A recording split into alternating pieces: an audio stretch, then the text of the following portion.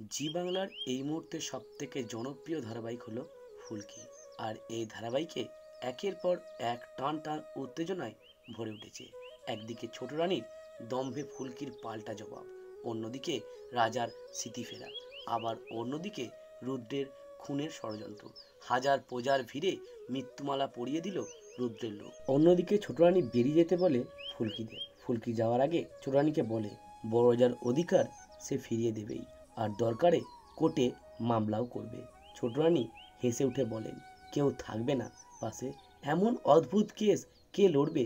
ফুলকি জানায় তাদের পাশে রাজমহলের প্রজারা আছে, যারা বড়রাজাকে ঠিকই চিনতে পেরেছে।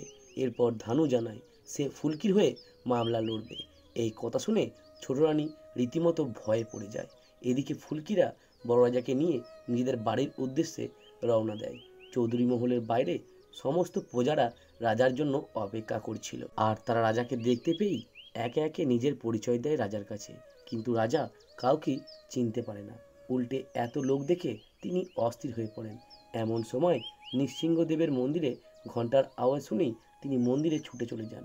প্রজারা ফুলকিকে জানায় বড় রাজা খুব ভালো আরতি করতেন। যথারীতি তিনি মন্দিরে গিয়ে প্রদীপ হাতে তুলে নেন আর আরতি শুরু করেন। অন্যদিকে মন্দিরের এত আওয়াজ শুনে বড় রানীর মন উদ্বিগ্ন হয়ে পড়ে। সে সেখানে যাওয়ার জন্য ছটফট করে, কিন্তু ছোট রানী তাকে যেতে দেন না।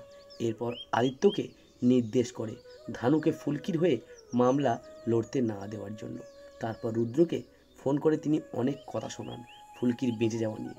রুদ্র এবার আরও হিংস্র হয়ে ওঠে আর তিওয়ারিকে বলে একটা মালা বানিয়ে আনতে বড় রাজার জন্য, যেটা পড়তেই সব শেষ হয়ে যাবে, কেউ আর বাঁচবে না।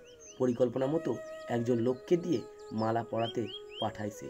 হাজার প্রজার মধ্যে দিয়ে রাজবাড়ির সবার চোখে আড়ালে ওই ব্যক্তি বড় রাজাকে মালাটা পরিয়ে দেয়। এবার ফুলকি কি পারবে বাবাকে বাঁচাতে?